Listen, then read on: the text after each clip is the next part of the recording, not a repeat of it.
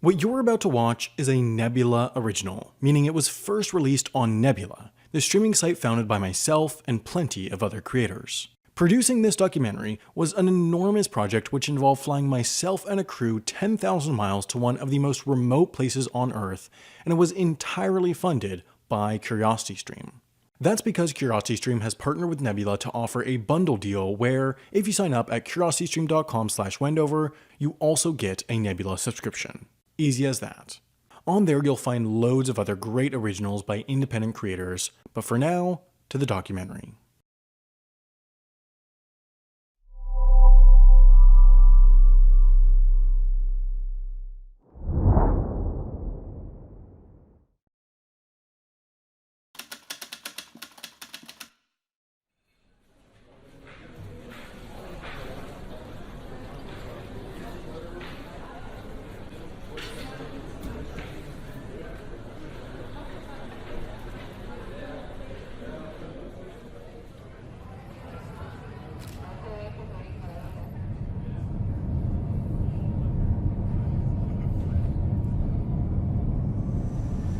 It was this precise moment, early on a Saturday afternoon in October 2017, that changed the course of history for one of the world's most remote societies.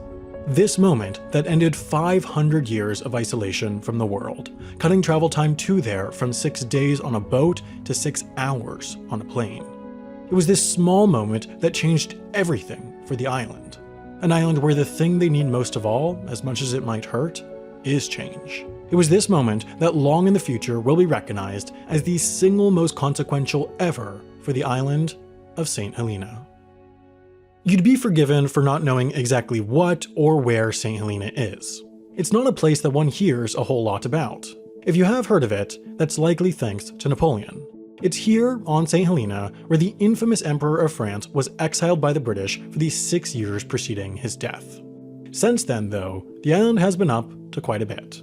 It's now home to about 4,500 of the friendliest people you'll ever meet.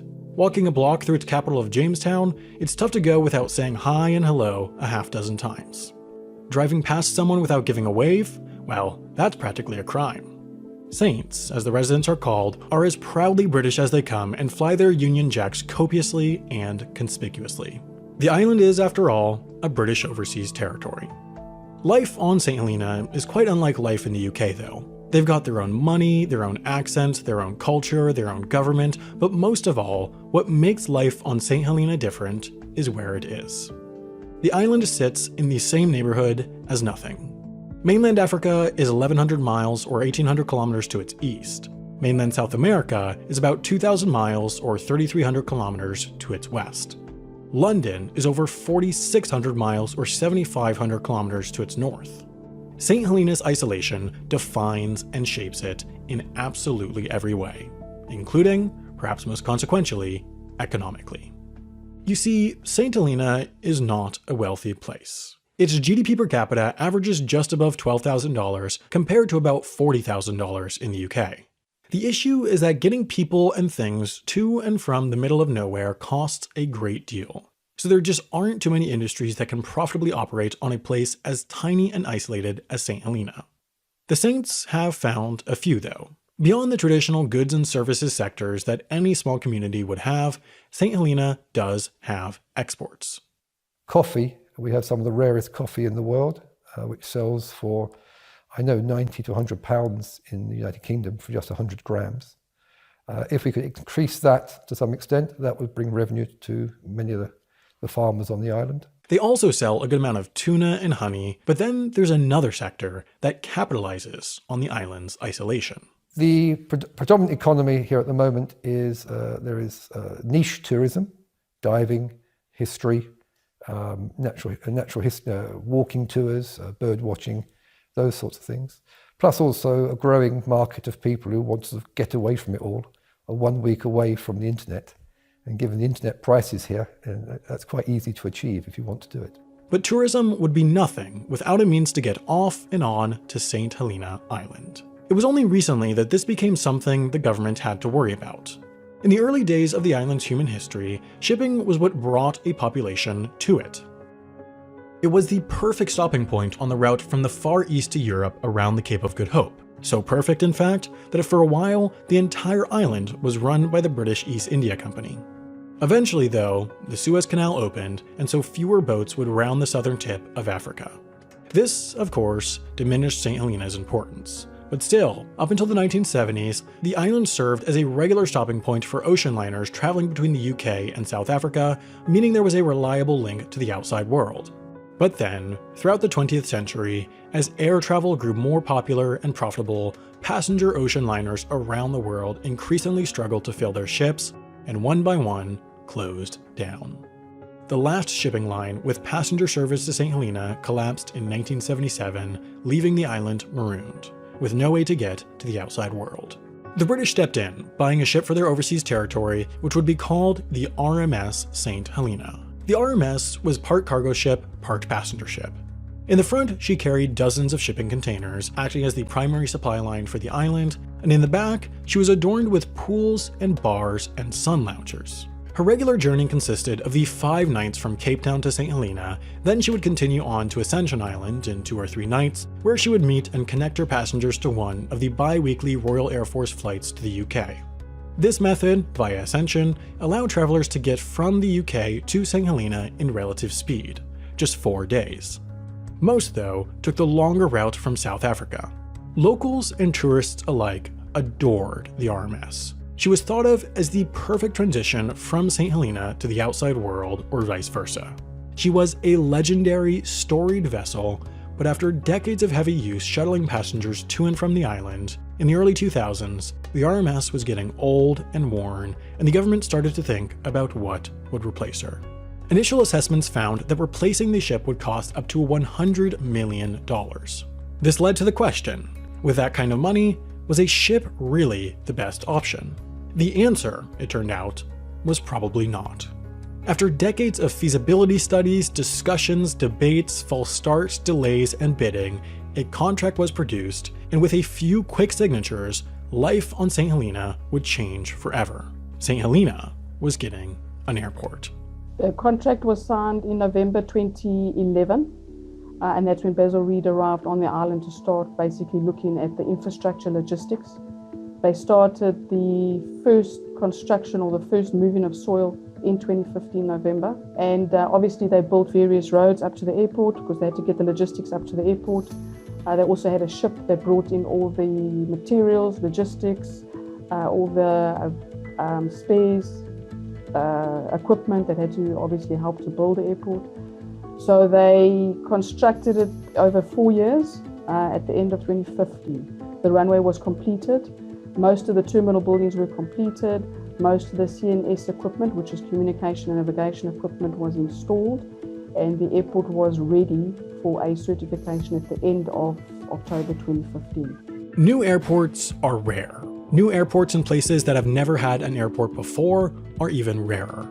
Getting an empty husk of an airport certified and staffed is no easy task. For this to happen on St. Helena, subcontractors were streaming through the island. There were audits upon audits upon audits. Staff members were recruited. Locals were trained both on and off island for jobs like security, immigration, firefighting, and more. Emergency procedures were written, public meetings were conducted, airport vehicles were shipped in, instruments were calibrated, beacons and localizers and obstacle lights were installed, a logo was designed, calibration flights came in, emergency drills were conducted, drone logs were codified, operational trials were run, and then finally, in February 2016, the airport was certified and ready to open. Commercial flights could start, and St. Helena would achieve its decades-long ambition of having an air link to the outside world. There was just one more step. As one last hurdle of bureaucracy, Comair, the airline contracted to operate flights to St. Helena, wanted to perform an implementation flight, as they called it. Essentially, they were going to fly one of their planes in to test that everything, from the instruments to the runway to the terminal to the fuel system, worked. Now, Comair was really the perfect airline to connect St. Helena to the world. They're a British Airways franchisee, meaning they are contracted by British Airways to operate their regional flights from South Africa and therefore fly a number of routes around the region under the British Airways brand. The plan was for Comair to operate a British Airways route non-stop from Johannesburg to St. Helena. These flights would seamlessly connect to other British Airways flights to the 2 locations Saints travel most, Cape Town and London. as well as with hundreds of other destinations around the world. With the exception of a direct flight to the UK, there's really nothing better St. Helena Airport could have wished for. They just had to do the implementation flight. So, on one sunny, nearly cloudless April day in 2016, a Comair 737 appeared off in the distance to the north of St. Helena Airport carrying a handful of staff members of the airline and airport construction company. It approached, wheels up, in order to perform a flyby above the runway as planned. After gaining altitude again, it circled back around in order to make a second and final approach. But then, just seconds away from touchdown, there was a sort of wobble. Then another one. Then once its wheels were just feet above the runway, the pilots elected to abort the landing, go around, and give it another shot. So the plane circled around again, and after some more wobbling, came to a landing. The first ever landing of a commercial passenger jet on the island, even if it wasn't carrying commercial passengers. St. Helena was thrilled. I'm here with Bezel Reid's Island Director, Dian Diaka. Dian, you just arrived on the first passenger jet to land here on St. Helena. Can you describe the experience? Great experience. I mean, it's just a cherry on the cake after the 4 years work. Friday morning I flew out on the SE flight. I went home, spent the weekend with the family, played golf yesterday, and today I'm back on the island. And I mean, that's the signs of the times, eh? Yeah. And that's the whole reason for the airport, is to be able to travel back and forth as you please. Yeah. Susan O'Bey and Graham Vest, guys, you were here to witness the first ever passenger jet land on St. Helena. First of all, you, Graham, how does it feel? Or can you describe the experience?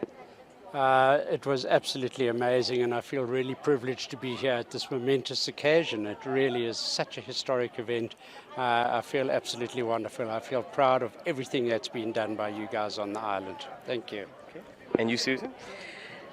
Excited, extremely excited. This is like the culmination of weeks, months, years of hard work, as far back as 2005, and we're really, really proud of everything that's been achieved today.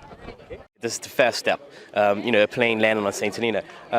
What does this now mean for tourism on St. Helena? Well, now we've got the gateway to get people here. Before we had to rely on the ship, the RMS coming backwards and forwards. This means we can have a steady stream. At first, it'll be that Saturday flight people will get used to, and then once that's been filling up, hopefully we'll have a midweek one, and that's the way we can really develop tourism. And it becomes worth people investing in restaurants, bars, other things that'll help the tourists here. So the start of a new era for St. Helena. Everyone was ecstatic, but at the time, nobody fully understood what had just happened. You see, this little wobble, just before landing, had just derailed the decades-long plan for St. Helena's new era. That wobble was evidence of wind shear, a phenomenon where wind traveling in one direction meets wind traveling in another direction and creates a zone of turbulent air. In St. Helena's case, its wind shear was due to the already strong wind being pushed around and rerouted by the enormous cliffs at the northern end of its runway. When coming in to land an airplane, wind is already a hassle, but when it quickly shifts, as in the case of wind shear, it can be a lot worse.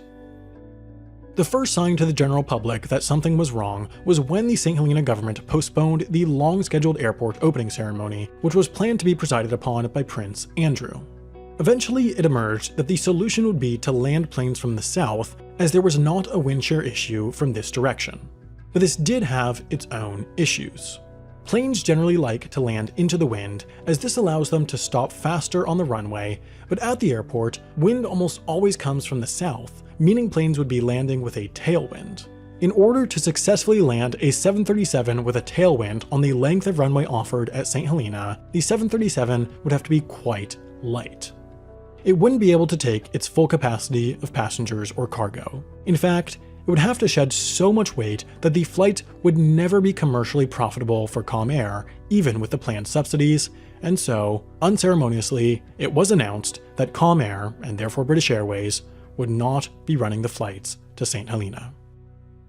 Eventually, the story of St. Helena Airport reached the world. The British tabloids got their hands on it and ripped it to shreds. They called the airport embarrassing, a gaffe, a folly, a farcical vanity project. Much of what was reported wasn't even accurate. Tabloids said it was impossible to land. They said the airport was closed, neither of which was true. In fact, throughout the delay, private and medevac flights were coming in and out with no problem. The media latched on to the video of that Calm Air implementation flight and, as one outlet called it, the terrifying 3 attempts it took to land. In reality, it was 1 planned flyby, 1 aborted landing, and 1 successful landing. In the world of commercial aviation, aborted landings are nothing exceptional. They happen many times a day at airports large and small all around the world. Most of all though, the common thread between all the media reports was the nickname St. Helena Airport received: the world's most useless airport. That was the one that stung. And I think a lot of the sort of initial label given by the popular media has not helped the island, and I think it's totally false, quite frankly. We knew that St. Helena was going to get a lot of flack over it from the media. We didn't quite appreciate how much it was going to feature, but it became a lot about how bad the British government had done in investing in this airport on St. Helena and putting it in the wrong place, essentially. When the bad press hit of St. Helena having a white elephant for an airport, I was really angry. And still to today, in my professional capacity, we are countering and battling to get rid of that negativity. It is really bad, and people doesn't want to see the good that is actually happening. Since all of those articles, we've had to spend a lot of time, I suppose, trying to sell the island for its positive aspects, and also show, you know, things like there's only been 1 cancellation in the entire year this year. But those things are harder to get through than the sensationalist stuff that sells papers. You always have starting out problems, and what would you expect? We are in the middle of the South Atlantic. This is the first time for it to happen. So you got to have trial and error, and I wish people would just leave the error now aside and look at what is happening as a result.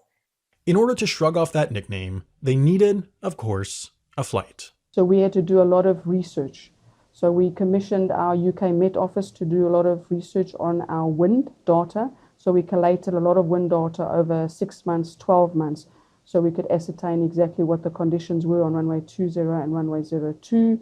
Once we got all that data into place, then the SHG government went out with a new tender looking for an aircraft that could actually land runway 02, which had a 15-knot tailwind component. It was runway 20 that had the wind shear issue, not runway 02. These two are, in fact, the same physical runway, but runway 20 refers to the landing coming from the north. Runway 02 refers to the landing from the south. The prevailing winds originate from the south, so the key to a safe landing was an aircraft small enough to stop safely within the length of the runway even when wind pushes it from behind. That way, if the wind shear from the north is too bad, it can land from the south. The service was not to be subsidized, but rather underwritten. There isn't a subsidy per passenger, so they don't get paid, let's say, £10 per passenger per flight at all. It's very much a commercial service, but if that commercial service makes a loss, that loss is underwritten by DFID in the UK. 2 main bidders emerged to operate the flights to St. Helena. The first was a company called Atlantic Star Airlines. Founded in 2012, still the early days of the airport construction process, Atlantic Star was created specifically to serve as an airline for St. Helena. Their original plan was to make weekly flights directly from London to St. Helena via some midway refueling stop, in addition to a weekly flight to Cape Town. It was an ambitious plan, but they were serious about it. The company consisted of seasoned aviation executives and professionals, including a CEO who came from British Airways. Over time, though, the plane was scaled back to operating a few charter flights a year from London to St. Helena via Banjul in the Gambia. This was going to happen. They had an agreement with TUI Airlines to charter a 737, they had announced schedules, they had set fares, but then, of course, the airport's opening was delayed, and these flights were all cancelled. After some time, in October 2016, Atlantic Star came back into the story by chartering an Avro RJ1000 to fly to the island and run a series of test landings, a move the company tried to use as evidence of their legitimacy in the bidding process. The proposal was that they would lease an Avro jet to be based on St. Helena as the island's dedicated aircraft. Twice a week, they would fly the hour-and-a-half north to Ascension Island to connect with the bi-weekly RAF flights to the UK. Having the aircraft based on St. Helena would, according to their bid, be quite the benefit for the island, considering that it could, at a moment's notice, fly medical evacuation flights rather than waiting for a plane to fly in from South Africa to pick a patient up. Ultimately, though, the bid failed. The other major bid submitted to the St. Helena government was by a South African airline called Airlink. Their plan was to fly an Embraer E190 jet to St. Helena once weekly on Saturdays. The aircraft would fly from Johannesburg to Windhoek, Namibia, where it would meet another service coming in from Cape Town. This connecting structure was viewed as quite important since, while most of the Saint diaspora is in Cape Town, Johannesburg is the larger airport and offers more connections. From Windhoek, it would then fly the 3 hours over the South Atlantic to land in St. Helena. It would then do the same in reverse. Included in Airlink's bid was an agreement to operate once-monthly charter flights from St. Helena to Ascension Island as an add-on to their flight from Johannesburg, giving that island, which primarily serves as a military base for the UK and US, its only regularly scheduled non-military flight to the outside world. This bid was as close to perfect St. Helena was going to get. On July 21, 2017, the St. Helena government signed a contract with Airlink and announced to the world that this tiny South Atlantic outpost was finally getting its connection to the world. St. Helena was getting a flight. For real this time. A few months later, just over a year after that Comair flight had arrived in the skies above St. Helena, an Airlink Embraer E190 did the same. It was filled with 70 or so journalists, tourists, and saints, and soon enough safely touched down and was greeted by, well, a big proportion of St. Helena. That was St. Helena's before and after moment. Once those wheels touched down, St. Helena would never be the same. But once that happened, once the honeymoon period was over, it was time for St. Helena to get to work. Realizing the full potential of the airport was no easy task. Of course, the natural environment presented its own issues, but the true challenge lies in the island's geographic isolation and political independence, which mean that, in all aspects, the airport has to be entirely self-sufficient. They're not run by some big company, they're not part of any national system. St. Helena Airport is run by St. Helena Airport Limited, and if Gwyneth Howell, its CEO, doesn't know what to do, there's not really anyone she can call. That means that everything needed to run St. Helena Airport, from administrative to operational, has to happen at St. Helena Airport. It turns out that, even with just one weekly flight, that's quite a lot. So what we have is, for example, in this room here, we have what's called CNS, so Communications, Navigations and Surveillance. So we have two guys, one who works on IT side of things, one who works on the navigation aids and so on. And they're really crucial to the running of the airport. Now, without the communication navigation system, without those kind of IT systems in place, we wouldn't be able to land aircraft and take off aircraft here at the airport. So that's extremely important. CEO's office, obviously we need a chief executive officer for St. Helena Airport Limited, and then there's my office next door. I'm kind of the CEO's right-hand person, so I will always be there to support them, but I'm also kind of separate as well, because I'm meant to be there to be the conscience almost of the company, to do the thinking, to do the questioning. Why are we doing it like that? Could we do it another way? Could we do it a safer way? Could we do it a better way? So that's a pretty important role. So if we carry on this way, actually, this is an important room to look in. It's the gym. And it's where our RFS team keep fit. It's being in the firefighting service. It's a very physical job, so you need to be fit all the time. And in fact, there are fitness levels to be met. So the gym is an important part of that. Hello, Bill. Hello. Security. And because I'm not security cleared, I can't go in there. Even though I'm sort of senior management team, there are still levels of security that some of us can't get into, and this is one room that I'm not permitted to go into, and rightly so. So if you want to follow me down in the rest of the combined building. So we have a training room, so there's an awful lot of training that goes on for staff. We need to we need to be accredited in many respects, so there's a lot of training that goes on security in particular, but also firefighting as well. So that's our training room. And walking on further down, we also have a maintenance bay as well, which I'll briefly open the door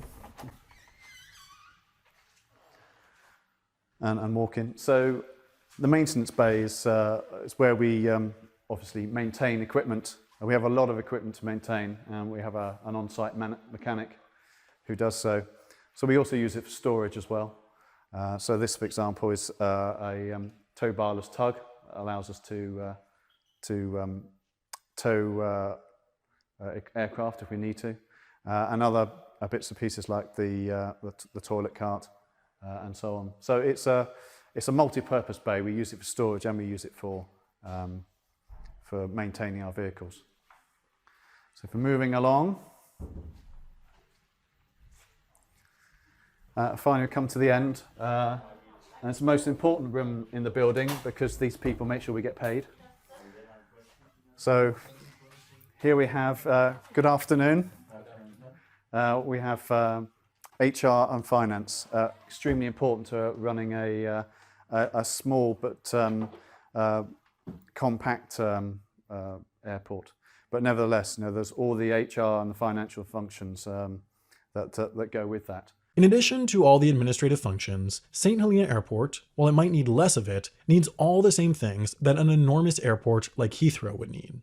A striking example of this is the fire service. ICAO regulation basically states that every airport have to have some sort of firefighter category. It really depends on the movement of the aircraft within that airfield.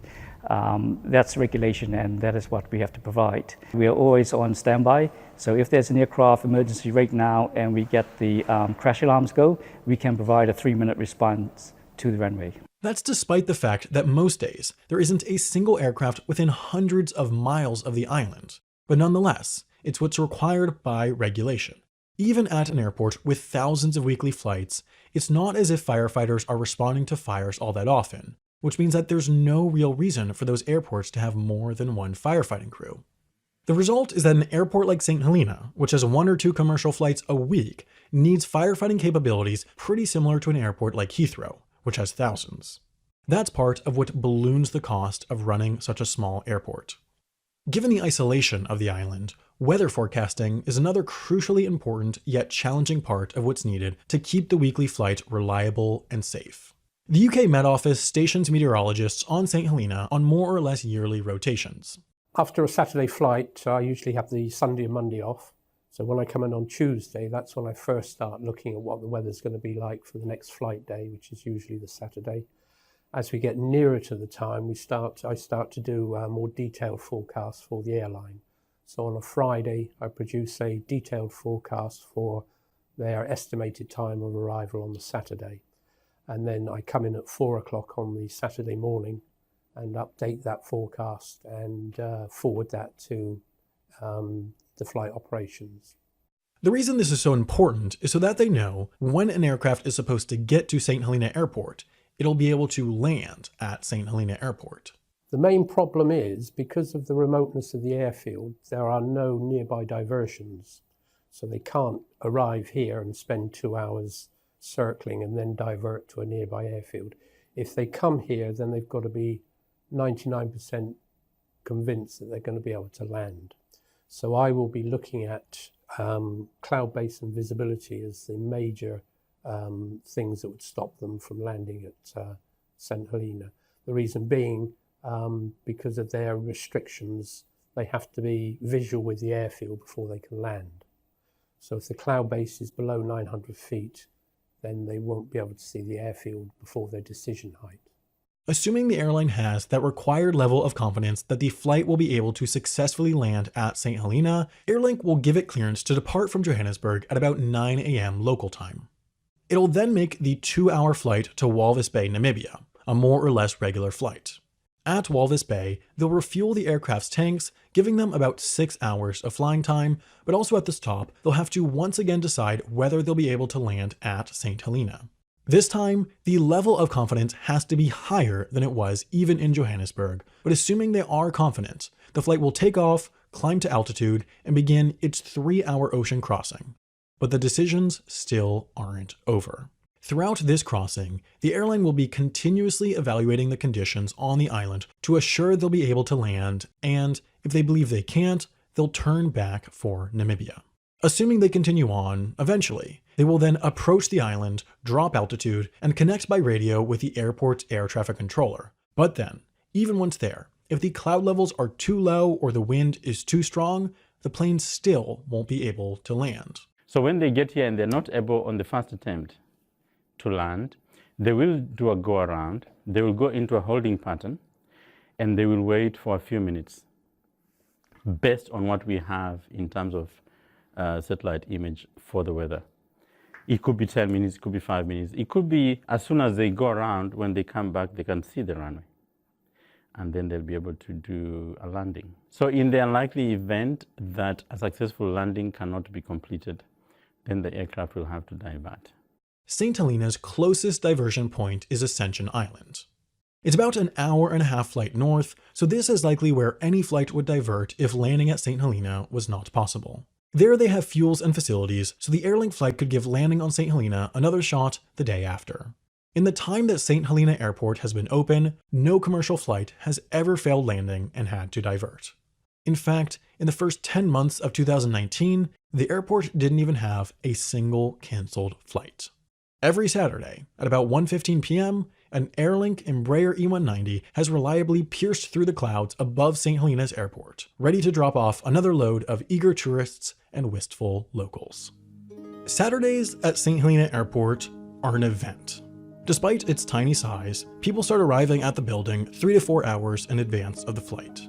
While the plane might only seat 96 people, every flight sees a crowd far larger as extended families of every saint arriving and leaving seem to show up. Just for the flight day, there opens a bank branch, a gift shop, a luggage wrapping business, a cafe, and a restaurant. Those not taking the flight will stand in the check-in hall looking to see who's leaving, then make their way up to the restaurant once the passengers pass through security. Then, as the time draws near, everyone packs into the observation deck, far busier than that of any of the world's largest airports, and look to the left. It's reminiscent of sailors watching to be the first to see land, but in this case, it's saints trying to be the first to see their link to the outside world. A world that some of them have only seen through screens. They try to spot the small metal tube that represents the link between them and us. With patience, the time comes, and the Embraer E190 appears in St. Helena's skies. It makes its approach, usually jostled around by the consistently inconsistent winds, then passes the daunting cliff at the end of the runway, then glides smoothly into touchdown. That's when the airport truly comes alive. Only 75 minutes sits between the scheduled landing time and the scheduled takeoff time each Saturday, so as soon as the aircraft takes its right turn towards the apron, there begins a carefully choreographed dance. The aircraft is marshaled in, then first to approach are the air stairs, followed by the ground power unit that gives energy to the aircraft when it sits powered down. While the cleaners approach the aircraft, the baggage compartment of the aircraft is opened, the fuel truck gets into position, and the first passengers start to disembark. With certain jobs only needing to happen once a week, quite a few staff at the airport work multiple jobs. The firefighters, for example, go straight from their truck, assuring that the aircraft has landed safely, to handling baggage. At the back of the aircraft, all the sewage from the lavatory has to be emptied, and an ambulift is used to lift passengers with reduced mobility on and off. The pilots qualified to land at St. Helena are among the most senior and experienced at Airlink, which means there are fewer than 10 pilots who work the route. Therefore, they visit the island on average about once a month, but since the aircraft only stays there for just over an hour, have never seen more of the island than the airport. During their time on the island, though, they'll perform a safety inspection of the plane, and then, soon enough, it'll be time to load up. Boarding the 96 or fewer passengers doesn't take long, and quickly, the door will close, the stairs will pull away, and the aircraft will taxi back to the runway. It will take a turn to the north, roll its way down to the end of the runway, turn around, then thunder down St. Helena's spotlessly clean piece of pavement to take off on its 4.5-hour trip back to Johannesburg.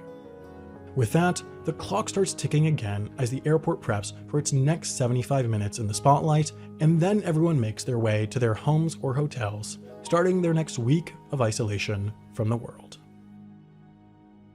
Of course, the Saints love the airport while they're at it, while they're standing in the observation deck watching the plane fly off, destined for Johannesburg in a quick 4.5 hours.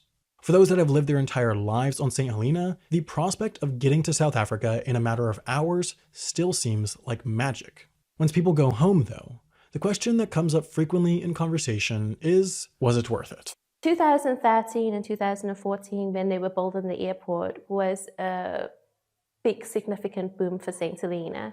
The amount of people that were in and out of the island, a lot of St. Helenians saw airplane for the first time in their life. The economy was actually thriving.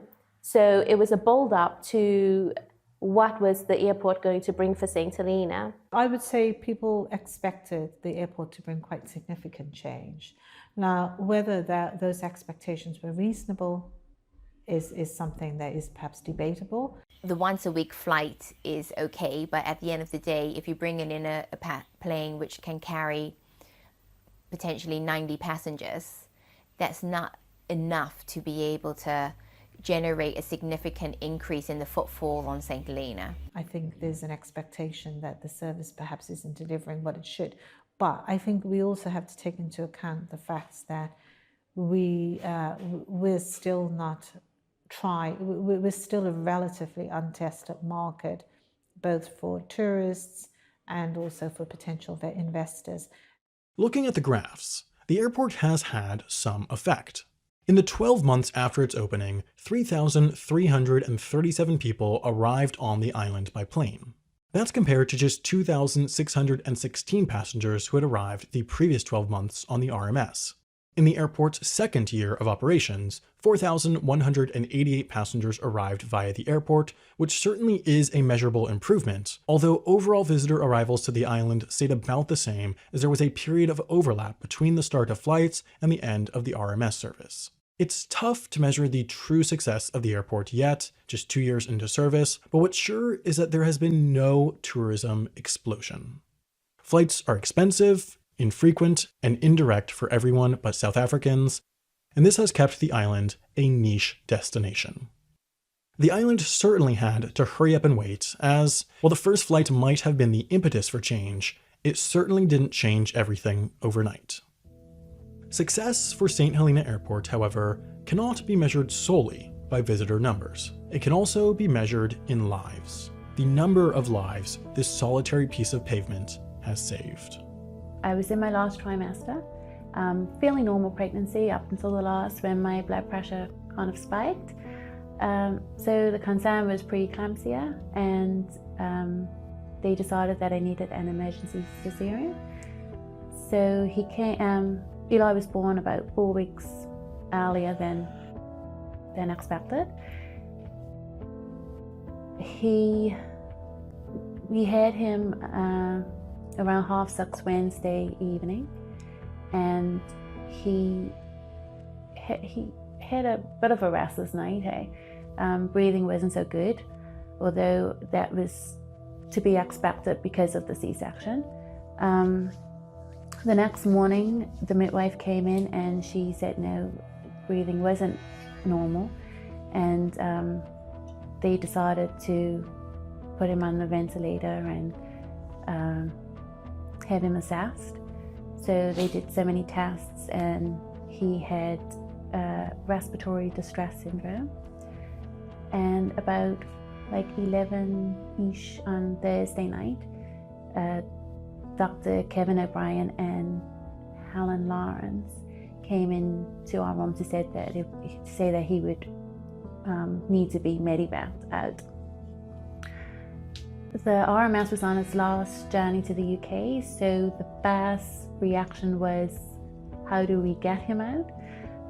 And then we were told that they had already decided to get a medevac flight in. 2 days after Eli was born, on a Friday afternoon, a small jet from a South African medical evacuation company touched down at St. Helena Airport, representing only the 4th arrival by a fixed-wing aircraft to the island.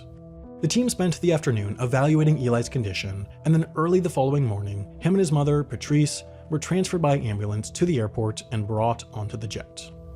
After a quick 4 hours crossing the South Atlantic, they touched down in Cape Town and by 2 p.m. local time arrived at Vincent Pallotti Hospital with all the facilities Eli needed just about 5 hours after leaving the hospital in St. Helena. If it wasn't for the airport, then I really doubt that Eli would have made it. It would have been a long wait for the RMS to come down, like another month, and then the week's travel to Cape Town. He probably wouldn't have made it waiting for the month for the ship to actually get there. So no, without the airport, I don't think Eli would have made it, would have survived. Today, Eli is a perfectly healthy young boy. He's one of the handful of saints who quite directly owe their lives to the airport. Isolation is dangerous, and St. Helena's Hospital just isn't equipped to handle advanced medical conditions. Before the airport, that medical risk just came with the territory, and in some cases, survival was down to luck. The luck of where the RMS was on its voyage schedule. One can't easily argue against anything that saves lives, no matter the cost. But the truth is that, when the British government spent their hundreds of millions of dollars to build St. Helena Airport, they had more than the humanitarian benefits in mind. In the 2 years since its opening, the airport has brought change, but it has not yet fundamentally transformed what St. Helena is.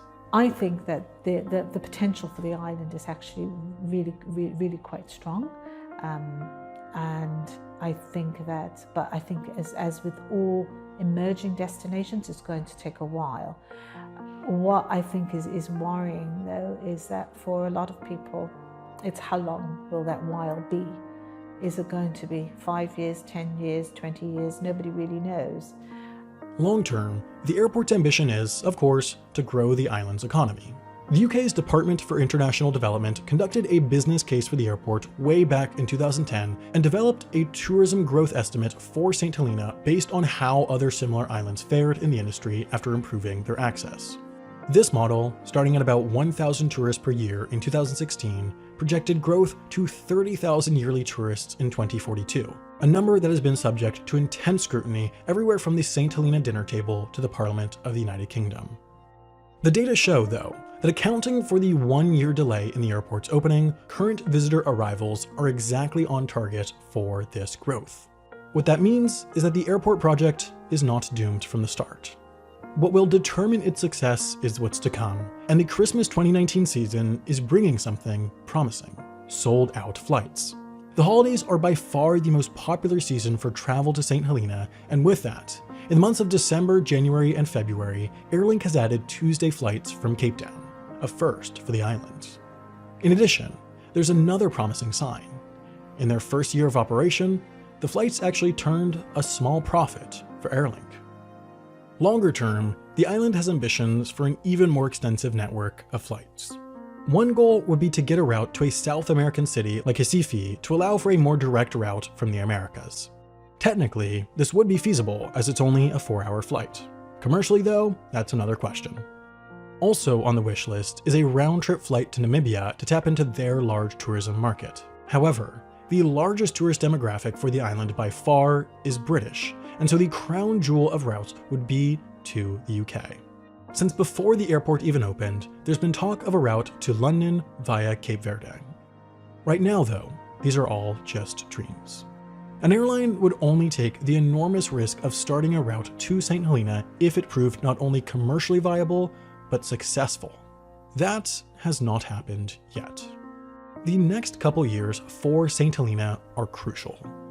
As the number of successful completed flights ticks up, data will prove whether they're sticking to this line. The line that will determine whether St. Helena will survive economically into the far future. If they stick to it, they're in for an economic renaissance. If they start to fall below it, there's little hope for any sort of self-sufficiency, meaning the island will remain at the mercy of the UK's budgetary allocations. St. Helena was never supposed to change overnight, and the airport was never supposed to be a magic cure-all. The airport is a tool for change, not the impetus of change itself. For the island to fundamentally change, it has to sell itself to the world. It has to one by one convince people to come to it, to invest in it, to take a risk on a place that's competing with an entire world of options. Time has proven that St. Helena Airport is not the world's most useless airport. It has rather proven that it has the potential to become the world's most useful airport. An airport that could save lives, revitalize an economy, and connect a forgotten dot on the map to the rest of it. An airport that could rescue an island from falling into the same fate of so many like it, crumbling into irrelevance as its people are slowly drawn to the urban world. So now that the island has their tool, all they have to do is use it.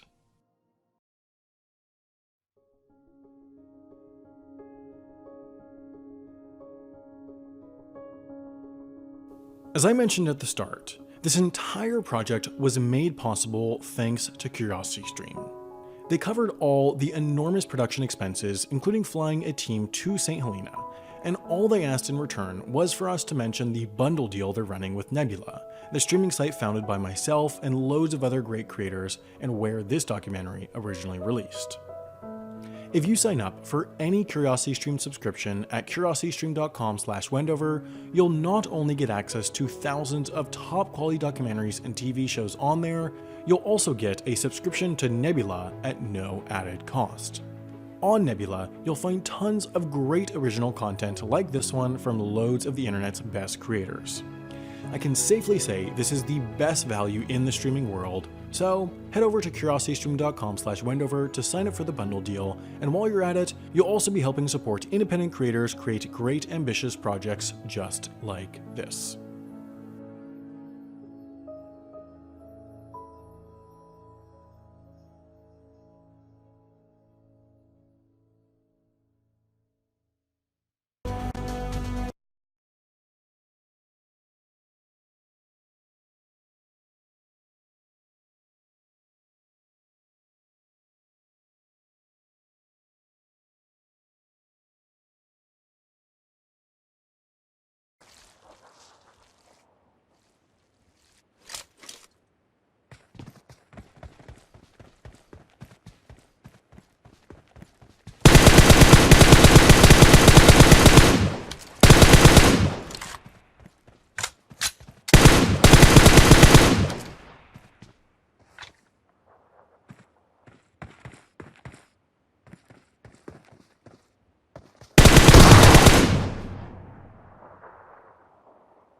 Excellent work.